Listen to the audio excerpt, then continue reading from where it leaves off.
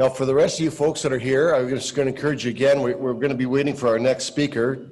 Dave Flockhart from BETAG Innovation is just getting him geared up. While you got a minute here, why don't you grab a business card? If you don't have a business card, there was some notepads. They're on the table over there.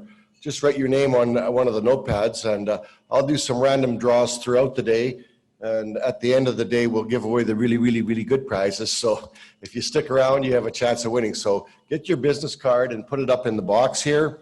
And for those of you online, I'll try and think of something we can do to accommodate you guys as well. How's that sound? But I'm told that Dave Flockhart is ready to go. And I want you to know that he happens to be in and near London, England right now. So he's about 7 hours ahead of us. And I've had the pleasure of getting to know Dave the last couple of years. Just a tremendous guy. We were just discussing the other day with some of the people here that he's always the same, no matter whether he's running 100 miles an hour or just kind of hanging loose. He's just a nice, calm, easy guy in the way he presents and the way he holds himself. And everybody's trying to figure out how he travels like so many miles like he does and maintains his energy and just constant effort. So I'm going to turn it over to my good friend, Dave Flockhart, to talk a little bit about BETAG training, which of course was interrupted due to COVID, and maybe we got some very interesting solutions to deal with that. So Dave, if you're ready to go, you can take it away, buddy. Thanks, Tom. Can you hear me okay? You bet. Hey, incredible. Very good. Thanks for your kind introduction. Can you see the screen okay? Yes, sir. Also as well? Yes. 2 out of 2. Now I can stop. That's like the most terrifying bit done. Good. So, good morning, everyone. I'm really sorry not to be there with you in person. Us Scots still find ourselves on the do not fly list, so I'm still holed up in this bunker, as Tom said, just outside London. He kindly extended an invitation to speak to you again today. So my aim over the next 25 minutes or so, if that still works for you, Tom, is I thought to focus on 3 ways in which I believe effective targeted training can increase gross margin.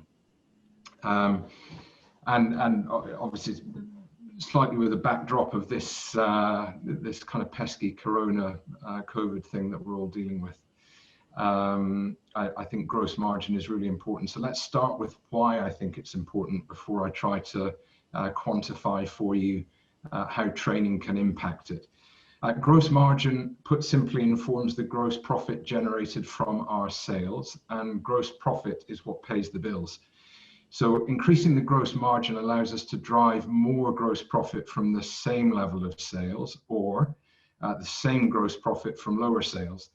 So that's important or relevant if you subscribe to the theory that we could be entering a period of less work as we work through this current situation. I know that won't be the same for all, but that's the thinking.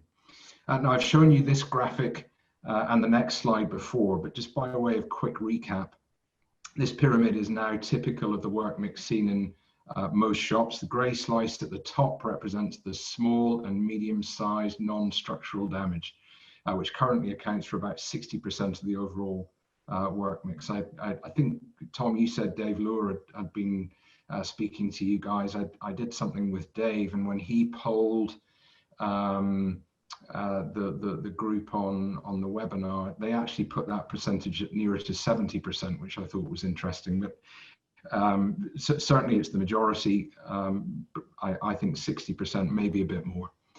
Yellow on this pyramid represents the total losses. That's percentages also growing. I think in large part because of the cost of repairing the same technology that's helping to reduce the frequency and severity of collisions.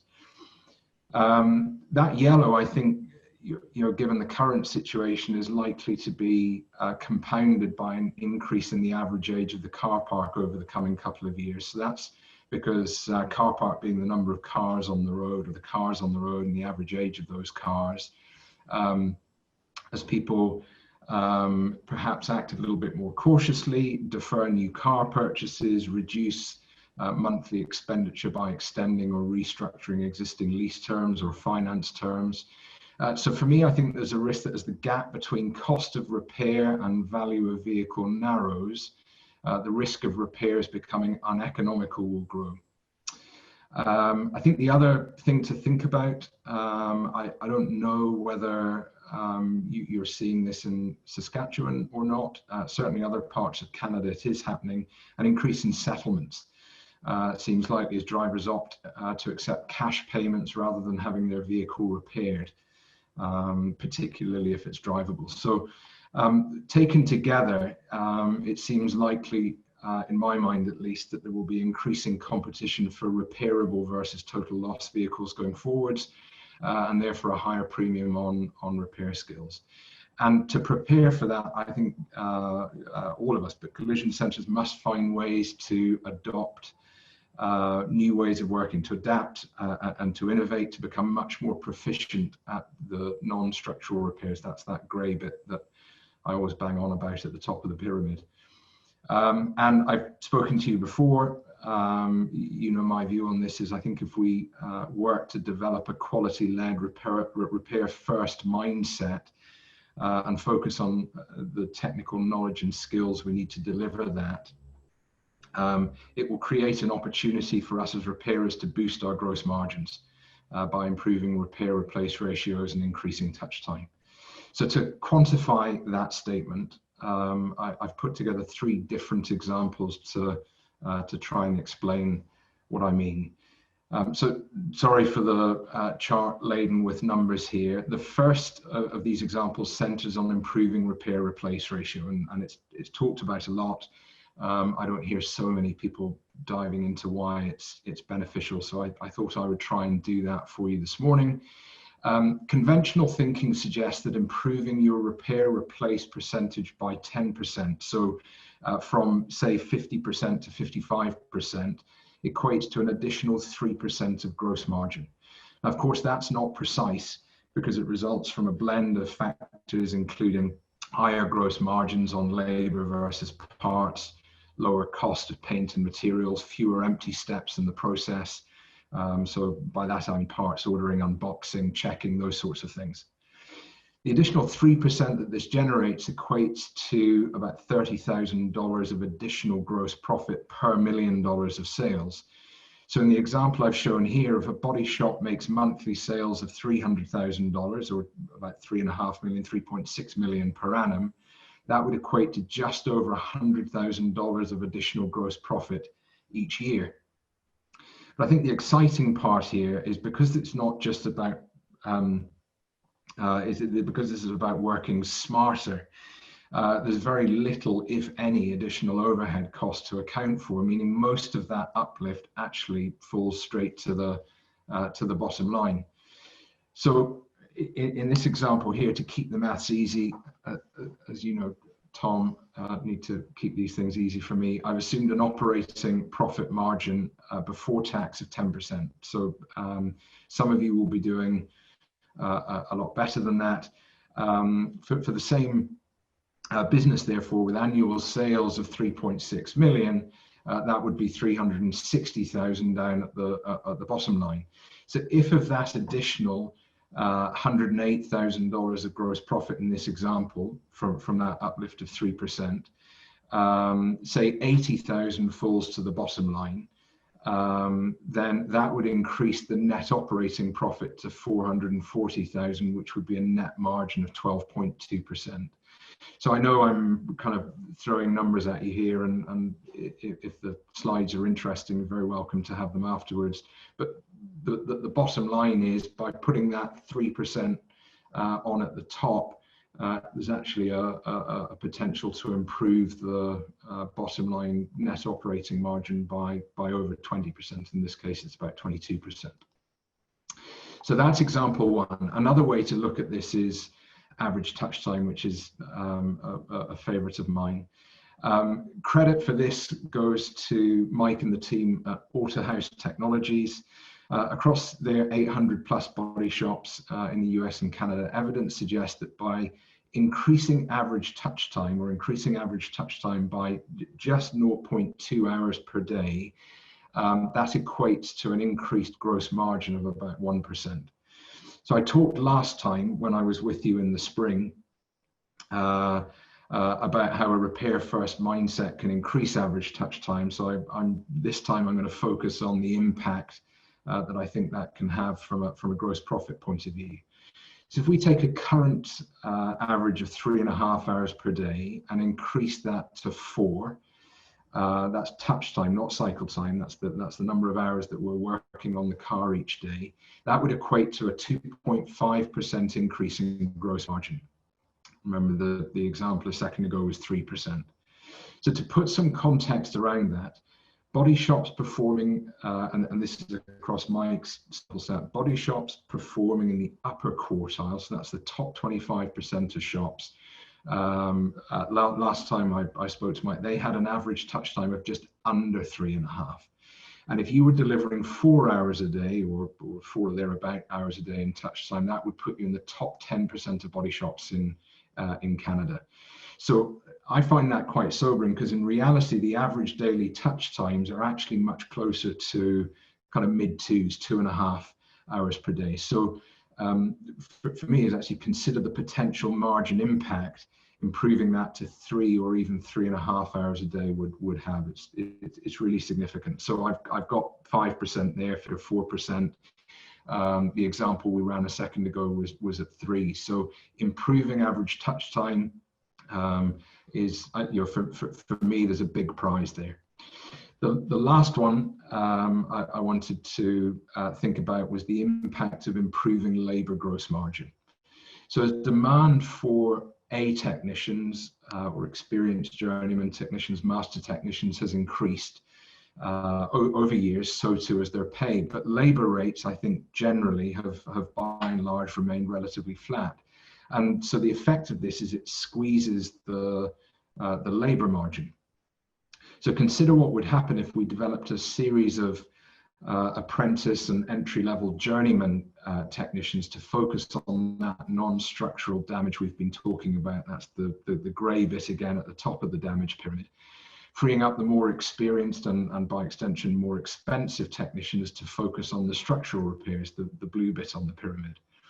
So if we align the technician's knowledge and skills with the actual work mix in the business and go back to that 60% of the work mix is currently in that grey section at the top, then that would result in a blend of labour rates that would produce a higher overall gross margin on labour for the shop. And it varies by market.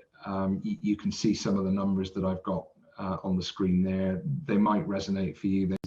Apply your own individual numbers to it and work out whether or not you think that would have an impact. So perhaps unsurprisingly, coming from me, I believe effective training is the key that unlocks the door to all of this. But the key word, I think, is effective, both technically and commercially. And of course, we must increase the knowledge and skills of the estimator or technician, but we must also enable the body shop to realize a return on its training investment. It's significant. The challenge we as training providers have is how to deliver that in a way that has maximum impact and minimizes disruption to productivity. So this graphic on the screen now, that shows BETAG's North American Estimator and Training Program. And you can see that strong focus there on the grey bit at the top of the pyramid that I keep referring to. Historically, that's centered on hands-on instructor-led training. Tom was kind enough to coordinate a training program that we ran with Sask Poly in Regina earlier on this year. And the reason we've always focused on instructor-led training is to maximize the impact and therefore by extension the effectiveness of the training. But as with every other business, we've also had to find ways to innovate and adapt in these uncharted waters. So in a landscape that necessarily requires body shops to carefully manage cost and production capacity, particularly at a time when vehicle technology is evolving so rapidly and the need for training, I would argue, has never been more acute. There's a need to develop more flexible, cost-effective ways of delivering relevant body repair training without compromising its impact or effectiveness. And that's not to say in-person training will not remain a key part of our body repair training program. It must and it will. Body repair is a practical craft after all. But going forwards, it will be complemented by other forms of engaging interactive training. So this graphic shows how a traditional 2-day in-person panel repair class, like the one we ran in Regina in February, could be broken down using a combination of e-modules and live streamed instructor-led classes. So we'll still have an instructor, they'll still be live. We'll just be doing a little more like this as a precursor to a shorter in-person training class. So total training time would be about the same, but the classroom time, and therefore by extension the loss of productivity, we think could potentially be halved. So as I hope you've now come to expect from BETAG, we've spent a considerable amount of time and effort building out the e-modules rather than just making, talking over PowerPoints, to try and maintain the integrity and the impact of our training program. So they center around this happy chap on the screen in front of you now. They're engaging and interactive and typically take about 30 minutes to complete each module.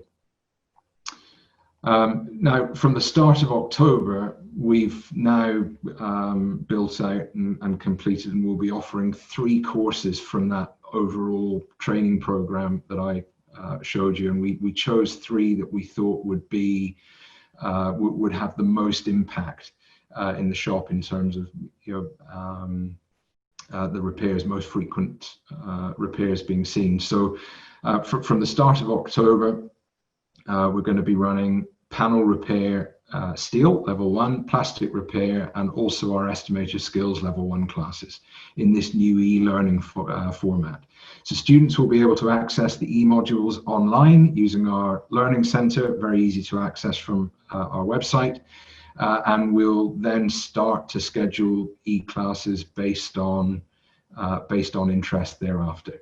Now, ever the optimist, I hope we'll be able to resume in-person training before the end of the year, but that remains dependent on travel restrictions easing, and there's no immediate prospect of that. So I'm going to remain optimistic, Tom. My glass is half full as ever on that, but we'll just need to wait and see, and I'll keep you updated. Lastly then, I wanted to mention a couple of other things that we've done to encourage ongoing peer group learning back in the shop and provide an easy way to get in touch with our trainers outside the classroom. So we've done 2 things. We've set up a dedicated SAR group on our Facebook page. It's a place for you to share ideas, ask questions about repairing all types of outer panels, whether that's steel, aluminum, plastic. And our trainers are also part of the group, so they'll be on hand to take part in the conversation and answer questions. I hope it will also be used as a forum for estimators and technicians. Certainly some of our other training groups work very well in this respect, who've attended our training to share how they're putting the things they learned into practice when they get back to the shop, including pictures of the repairs they're most proud of. From our side, we've created an album of pictures from the training held in Regina back in February, if you want to go and check them out. And we'll also use it to post upcoming training events and SAR member exclusive training and equipment offers going forward. So to become a member of that group, all you need to do is search BETAG North America on Facebook, or use @BETAG North America and request to join the group. So number 1 is the SAR Facebook group. And number 2 is we've also recently launched this Ask Our BETAG Trainers proposition, which we're not geniuses, as the name implies, is an opportunity for estimators, technicians, managers, owners to arrange time with a BETAG trainer to ask them a question about outer panel repair. So it could be a general question about repair methods, or a specific question about damage analysis or equipment setup for a particular repair. We're currently offering this service without charge. Tom reminded me the other day, as a Scotsman, he kind of fell off his seat when I said that. And there's no requirement to have previously attended one of our training classes or have bought any of BETAG's equipment. It's just, this is about trying to build awareness, build confidence in doing high quality out of panel repairs. All you need to do is go to the Ask Our BETAG Trainer page, which is on our website, betagnorthamerica.com. Complete the form and we'll contact you to schedule a time. So the Facebook group, you can just ask questions. It's in a forum environment. One of the trainers will come back to you, or hopefully someone else in the group. If you want to schedule a specific time to come and have a chat have a video call with one of our trainers about a more specific repair, then go to Ask Our BETAG Trainer on the website, set up a time, and we'll do that as a specific thing. So going back to where I started, I think if you think embracing a repair first mindset is part of the answer in this new landscape that we're trying to navigate, there are 5 things that I would urge you to consider doing. Firstly, look carefully at your current data. I can't stress that enough, including repair hours sold per technician, touch time, repair replace ratio, and sales per square foot. I think you'd be amazed. The opportunity to improve, and particularly to improve those repair replace ratios and average touch time, is normally significant. And if you just look at the averages in the industry, is significant. Confirm you understand your current work mix. That's that split on the pyramid, and evaluate the knowledge and skills of your team against that to make sure that they're aligned with that work mix. And again, I think in a lot of cases you might find that you're surprised. I think it's worth doing. Consider if your current pay plan, if this is a road that you're going to go down, consider if your current pay plan is aligned with your objectives, and critically start adapting and innovating now to ensure you find ways to stay ahead. So I'm sure you've already got Tom on speed dial. These are my contact details. If you ever want to reach out and speak to me, it would be great to hear from you. Tom, back to you. 100%, Dave. Such a great program, and I hope everybody is familiar somewhat with the BETAG. If you haven't seen the technology and the training, they have some unbelievable videos on YouTube. You can go to the BETAG website and check some of those videos out. But you know what Dave's talking about basically is you have an opportunity using this technology and training to repair more parts, which results in increased touch time, which Mike Gilliland talked a little bit about with us, and it is a fact. We're trying to improve performance across the board, because that's the only way. Like, we can ask for a raise from SGI, but if we could get more cars through the shop, it's the same thing as getting raised, right? And BETAG offers that solution. Increasing touch time, of course, reduces cycle time, which increases customer satisfaction. So if you kind of look at the whole program, what we're doing with AutoHouse technology, providing the reporting, so that you guys can, if you're on that program, if you have a shop management system, it doesn't cost you anything. SAR pays for that gathering of data. We just need access to your management system so we can get the numbers, and then we'll work with you to help you increase your touch time and, of course, reduce your cycle time. The BETAG online training, I think, is BETAG is in a kind of unique situation, because they can literally take their instructors and put them right in your shop via the internet. Correct me if I'm wrong, Dave, but that virtual training would be as close to being in person as possible. Is that correct? That's the hope.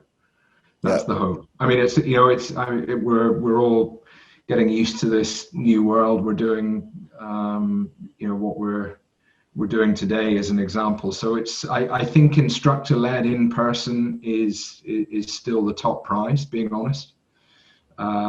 What we've been working hard to try and come up with is a way of getting as close to that as we can without being there, and driven a little bit by the fact that obviously we can't travel, so that's part of it. But I think this there are two things for me which drive it. One is the burden of training on shops at the moment is significant. And whilst I think, the cost of that, and particularly the cost of that in terms of loss of productivity is high, I'm definitely in the camp that says we need to do it. And the technology that's in the cars these days has marched on really, really quickly over the last 10, 15, 20 years. And our repair methods, put bluntly, have kind of failed to keep up. So I think training is critical. I would say that, but I think training is critical. But I think the other thing that's interesting about what we've been trying to do with this e-learning and these virtual classes that you were talking about there, Tom, is as well as not being able to travel, it's a way of actually trying to minimize the time spent out of the shop for an estimator or a technician, and that's good. So that brings down, certainly in terms of loss of productivity, that brings down the absolute cost of training. So I don't think it's not a like for like replacement, but I hope, we think, based on what we've done so far and the feedback so far, that it's a pretty good alternative. Great. So I know we have a couple shops in the province right now that are interested in taking that virtual training. And if you happen to be one of them that says, I'd love to be able to offer that training to my staff right in your shop, we can arrange that. So you can talk to me. And I just not sure I heard you correctly there, Dave. It's maybe a little muffled, but did you actually say that Ask an Instructor program is free? I can't believe a Scotsman would do that. I think maybe the line broke up at the time that I said it. Were you drinking or what? Anyway, that alone, those of you that have the equipment and, if you're working on a job, check that out. Like, you can actually communicate directly with their guys as you're doing the repair. I just don't mind telling you a little bit. At Par Auto Body, we've been using this tooling for quite some time. Haven't been able to actually take the physical training, but what we've been able to repair has been mind-boggling. Like stuff that we would normally just cut it off and throw it away, we've repaired it, which has resulted in saving a vehicle from being total loss, saving days of time in terms of getting parts and receiving parts. So I can't encourage you enough to check this out. It's such a great opportunity. And if you don't have to have BETAG equipment. If you have the metal repair equipment with the glue tabs and the pulling, their technology, their training will help you. Correct me if I'm wrong on that, Dave. No, 100%. And there's no need to do the Ask Our BETAG trainer or the Facebook group. I mean, a good example of that. There was a chat going on one of the groups that we have going yesterday out in California. And actually there was a technician, so they'd done two things. There was one technician from the group that was talking about a repair that they were doing to a lift gate. And so they posted their before and after pictures, and they'd done a really, really nice job. I mean, almost no filler in it. I mean, it was incredible. And then the next post was actually a technician that was looking, so the car had driven, I don't know, had scraped down the side, so it was front of the, just the back of the rear door, on the right hand side, across the wheel well and to the quarter at the back. And his question was actually about, my thought is that I'm going to start this with glue and finish it with the flatliner. What do you think? And so it was a quick and easy question. So the two together, I think, work well. The Facebook group, I think, is nice because it gets everyone, everyone can see everyone else's answers. And so there's kind of learning together. Everyone is getting ideas. It's just raising the overall kind of, learning and knowledge that everyone has. And then if you've got something specific or you're looking for a specific view on something, then the Ask Our BETAG trainer thing does that as well, I hope. Great. So that like that Facebook forum, like if we had shops that were using the technology, they could put on stuff like before and after pictures and do a little bragging, or or even ask a question, right? Absolutely, love them to, and they don't need to be using it. I mean, it's a forum for SAR. Yeah. So what we do is we create now. So if we do, and we'll use that for the training when we whether it's the classes or whether it's back in person again. But if you take the group that went through the training in Regina, is actually they could post their pictures. But I had a question that went through Mike Anderson and came back to me last week or the week before, which was from